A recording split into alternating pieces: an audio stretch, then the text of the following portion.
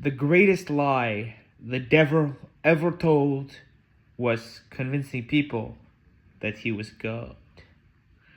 That's a thought-provoking quote, no? I don't actually believe that. Or maybe some alterations, some changes.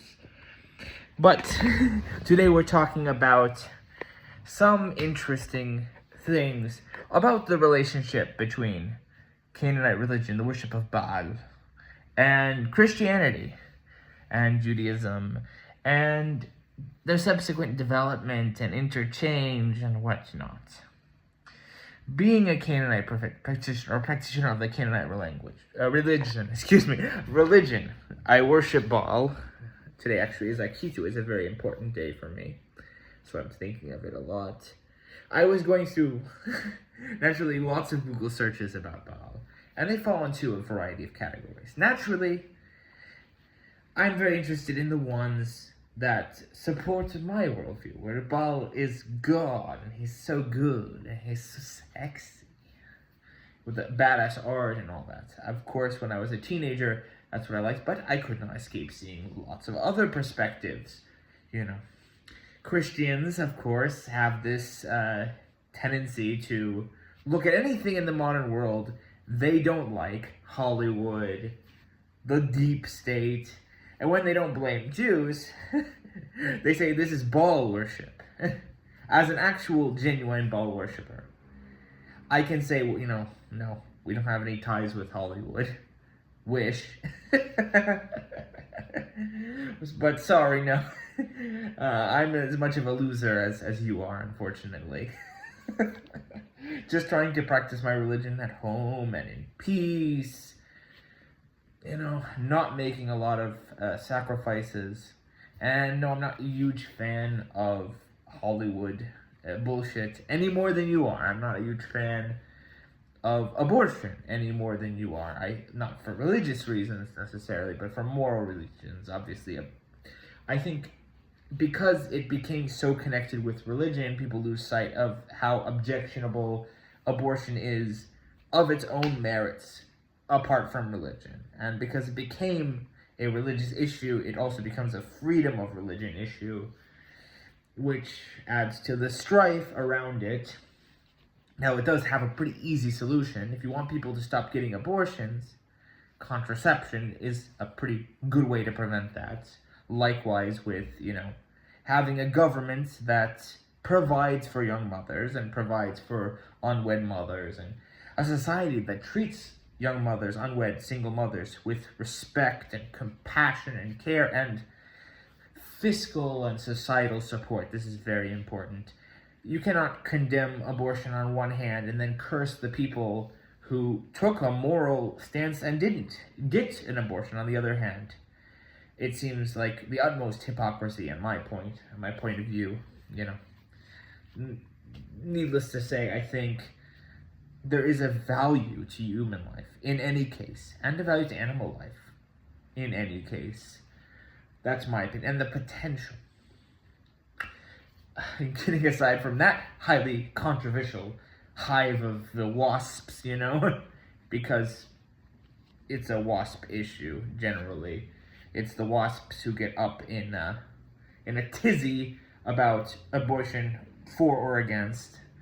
I'll say that I'm against it, but I'm also for proper government support and compassion and respect, and also that society should blame the one who is indeed responsible, which is the irresponsible male, rather than, the woman in that case. And the doctors, of course, who violate ethical codes by performing such a procedure when it is unnecessary. When it's necessary, which is a different story. That's not what this video is about. Well, I'm reading about Canaanite stuff. Canaanite stuff is Baal, and, I also encountered plenty of stories of the Canaanite woman, which is this parable from the Bible.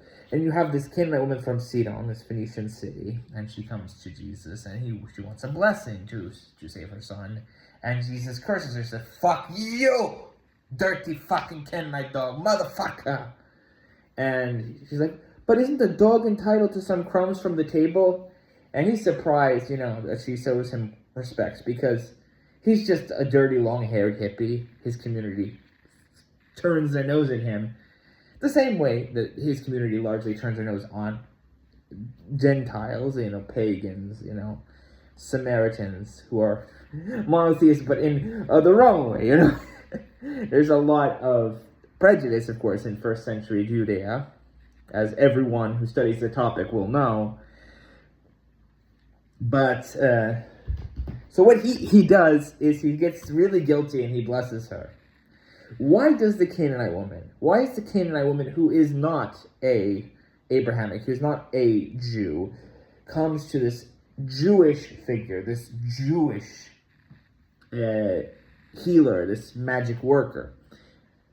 Why does she trust him and have faith in him? And the Pharisees, whose ideology he's supposed to be building on, Hillel with the ethics and, of course, the monotheism, etc., etc. I think, and many people have made this argument, a notable exponent of this argument is Karim El-Kusa. He wrote a book called The Phoenician Code. I have some objections to his mindset, but I'm coming more and more, engaged with it. A lot of Lebanese Christians are coming to the conclusion that actually Jesus is much more like a Canaanite and Phoenician figure, a new Baal, the son of Baal, rather than the son of Yahweh, as he's assumed to be.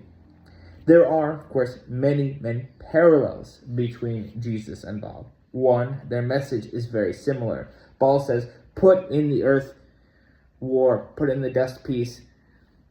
So he says, just bury the war and put seeds of peace, in the ground so they have peace growing. This is a peaceful movement. Baal is not a war god. He is a revolutionary god, but he undertakes revolution against an unequal society, against an exploitative government of the gods, of Yam, so that he can represent, lower status gods. He fights for the little gods. Which is also parallel to the egalitarianism in the Jesus movement before, of course, it, like every other religious movement in human history, gets absolutely subverted and corrupted. Not to make it polytheistic, but rather to make it unegalitarian. Every egalitarian movement starts, and then it goes, so you have we're all equal, and then some are more equal than others. It's the animal farm thing. You get this with Judaism, where they start out, it's we're slaves, we have to be free, be equal to everyone. But then they enslave the Canaanites, kill the Canaanites in the story, And in real life, historically, it may have started out as a Habiru movement, an identity with the lowest in society, but then it becomes a kingdom. It becomes hierarchical and unequal of itself. The same thing with Christianity, of course. You have Christianity saying that everyone's equal under God, and the first in heaven will be the last on earth will be the first in heaven, first on earth will be the last in heaven. It would be easier for a camel to pass through the eye of a needle than for a rich man to enter the kingdom of heaven. But then, of course, Christianity gets epically subverted into the most inegalitarian, most corrupt religion imaginable, because, it gets owned by the Roman Empire and the Roman way of thinking. It becomes colonized, as it were, by the Romans. As with every other religion the Romans come across, there's nothing special about Christianity, other than the fact that it happened to win, but not really, because it didn't win. It got eaten. It got eaten and digested, and what came out was shit. That's what Christianity is. It was good, but what comes out at the other end, when it passes through the Roman digestive, it comes out as shit. No offense. Actually, I'm not worried of offending Christians. That's actually the whole point of this video.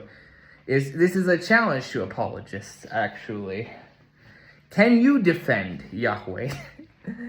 I'm not really an apologist for Baal. I don't actually say Baal is good, Baal is great all the time so much. And I don't have to, explain away his faults. He has faults and foibles. But the only thing you need to do to make Baal look good, or at least not look terrible, is just say what is written about Baal in the Baal epic, in other Canaanite myths, and he looks good. At least he looks normal, you know.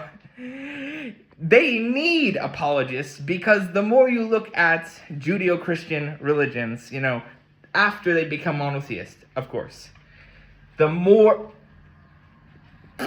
you know, the Yahweh looks. He just doesn't look good. He looks bad. You need to explain away why he's so bad. In the same way, a modern-day Nazi might say, well, Hitler was ahead of his time. He was a vegetarian. He didn't smoke. Well, yeah, but he killed 6 million Jews and 6 million Roma, homosexuals, communists, liberals, conservatives who got in anyone. He killed anyone, you know, who got in his way, and a lot of random people too. Presumably, a lot of people, even in his own party, who got caught up in some shit, you know, occultists, you know, because he's a shit, you know, and Yahweh is a shit. You read the Bible, what's the biggest trick in the Bible? Yahweh's a shit. That's the brilliant thing, actually. That's why the Bible is my favorite book, because it has a really unique perspective, a really unique framing device. It's a creation story, a mythology, an ethno-history from the perspective, a fictional one, of course, a mythical one, with some historical flavor sprinkled in on occasion. There's some historicity to some things in the Bible. I won't downplay that. From the perspective of the followers of the most evil god imaginable, like a maximally evil god. Warhammer fiction could not make a more evil god in the Chaos Pantheon than Yahweh. They couldn't. It wouldn't work. And that's why I think the Bible is so really interesting. Not just to people who believe it. In fact, I think people who believe it find it boring because they can't think about it. The things that are interesting about the Bible cannot be interesting to Christians, or to Jews really, because they have to turn their head off to wrap their head around the fact that all this evil stuff that their God is commanding, they have to ignore this. And they ruin the best part of it, in my opinion. The Bible is the greatest story ever written because God is evil in the Bible. That's the hilarious thing about it. It's the iconic thing. It's like reading Lolita, and then you think it's a romance novel. Like, dude, no, it's about a guy who molests a girl, man.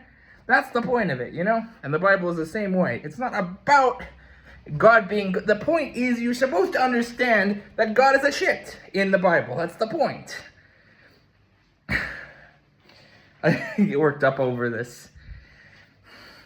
But I challenge Christians or Muslims or Jews of any stripe, or Abrahamics or any stripe, or even people in our own tradition. Like, fuck it. Prove me wrong. Prove me in some way that anything Baal does holds a candle to the many, many brutal sins of Yahweh in the Bible. And what is left after they scrub it